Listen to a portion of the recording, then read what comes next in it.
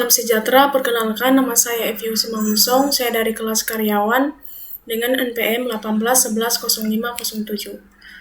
Di sini saya akan membahas tentang bisnis plan yang akan saya jalankan dan usaha ini saya beri nama Happiness Donut. Yang pertama, latar belakang berdirinya usaha. Donat merupakan penganan yang digoreng, dibuat dari adonan tepung terigu, gula, telur, dan mentega. Donat merupakan cemilan populer masyarakat Indonesia dengan begitu banyak variasi topping yang sangat menarik. Donat disukai di segala usia, anak-anak, dewasa, bahkan orang tua. Donat adalah roti berbentuk bulat yang di tengahnya berlubang seperti cincin atau huruf O.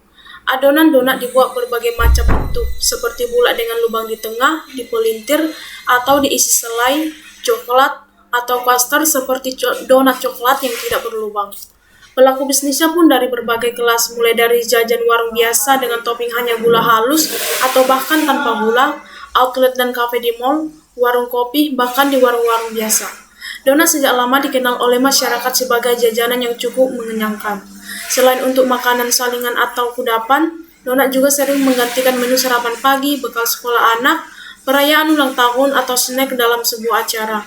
Selain itu, membuat adonan donat tidak terlalu sulit, karena bahan dan alat mudah digunakan dan ditemukan. Selanjutnya, visi, misi, dan tujuan usaha. Yang pertama, visi. Menjadikan usaha yang didirikan menjadi usaha yang modern, dikenal oleh banyak orang, halal, bergizi, enak, dan kualitas yang baik serta harga yang terjangkau. Yang kedua, misi. 1. Menjadikan usaha terdepan dalam memberikan kepuasan yang besar dalam hidangan untuk para konsumen atau pelanggan. Yang kedua, membuat produk atau cemilan yang berkualitas. Yang ketiga, lebih kreatif dan inovatif dalam membuat produk. Yang keempat, mengutamakan kebersihan dan kesehatan dalam proses pembuatan donat. Dan yang kelima, mengutamakan pelayanan yang baik. Tujuan usaha. Tujuan dari usaha ini adalah untuk melakukan inovasi dan cita rasa terbaru untuk hidangan berbahan dasar donat ini, serta membuat produk berbeda dengan pesaing lainnya. Analisa produk. 1. Adonan. Donat yang dibuat memiliki adonan yang sedikit berbeda dari donat biasanya. Bukan hanya tepung, melainkan ada beberapa campuran lain yang membuat rasanya semakin renyah, seperti kentang, singkong, talas, dan labu. Yang kedua, tekstur. Donat yang akan diolah baik yang campuran kentang atau labu berpengaruh terhadap rasa, tetapi juga pada tekstur donat. Donat dikenal dengan rasanya yang manis legit. Campuran berbahan dasar umbi-umbian juga membuat tekstur donat agak padat, lebih lembut dan empuk, sehingga cukup untuk mengenangkan saat dimakan dan juga sangat bergizi.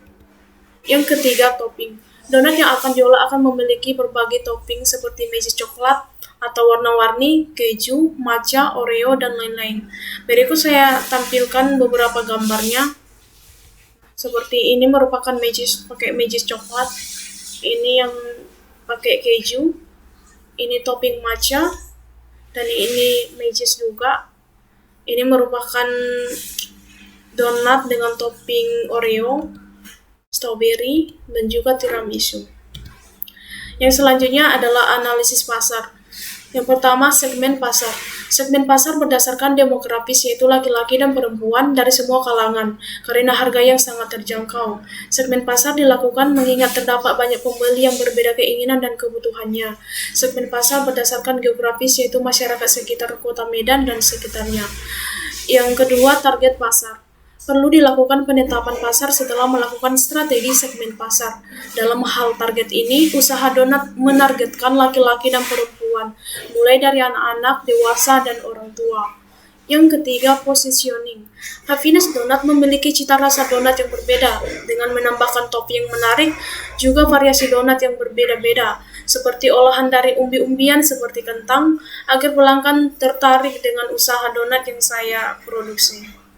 Dan yang selanjutnya, rencana penjualan dan pangsa pasar. Yang pertama, rencana penjualan. Dalam kurun waktu 1-3 tahun, saya akan menjual donat yang harapannya memiliki banyak peminat dan usaha yang semakin dan terus berkembang dikenal oleh banyak masyarakat.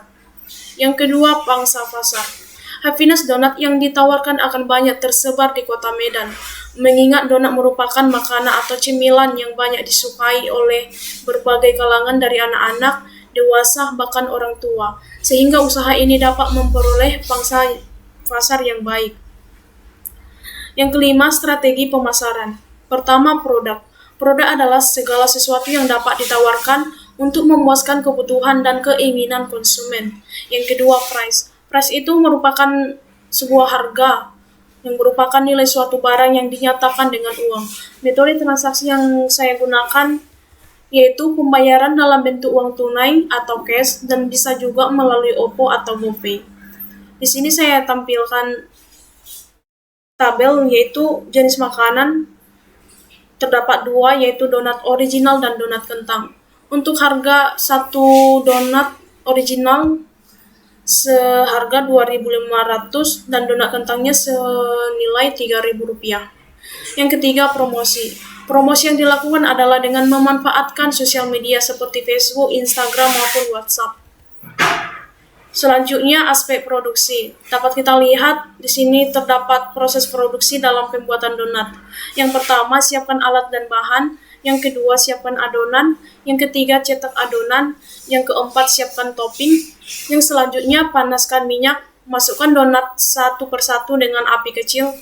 Jika sudah matang, donat akan mengapung dan berwarna coklat keemasan. Lalu angkat dan tiriskan. Lalu tambahkan topping sesuai selera dan donat siap disajikan.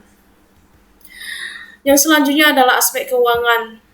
Di sini merupakan tabel modal usaha dengan bahan-bahan, jumlah, harga persatuannya, dan total keseluruhan.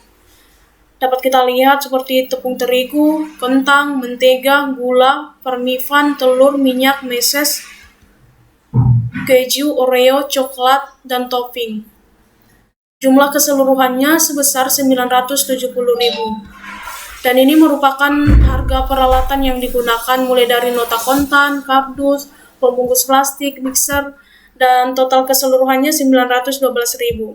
Total modal yang dibutuhkan adalah biaya bahan bakunya sebesar 970.000, biaya peralatan 912.000, biaya tambahannya sebesar 250.000. Total keseluruhannya sebesar 2.132.000. Harga jual sama dengan modal dibagi banyak donat. Misalnya donat yang dihasilkan sebanyak 2.500 per bulan. Maka harga jualnya 2.132.000 dibagi 2.500 sama dengan 853 per donat.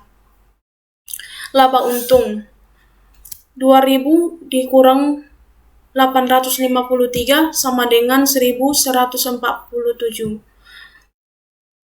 Jadi 1.147 dikali 2.500 sama dengan 2.867.500. Jadi keuntungan setiap bulannya sebesar 2.867.500. Untuk laba ruginya, pendapatan sama dengan 2.000 dikali 150 dikali 30 sama dengan 9 juta. Biaya pokoknya sebesar 970.000, biaya peralatan 912.000, biaya kebutuhan lainnya sebesar 250.000. Jadi 2.867.500 dikurang 250.000 sama dengan 1.907.000. Jadi itu merupakan laba rugi, laba untung. Sekian hasil persentase yang dapat saya jelaskan. Jika ada kekurangan mohon dimaklumi. Sekian dan terima kasih.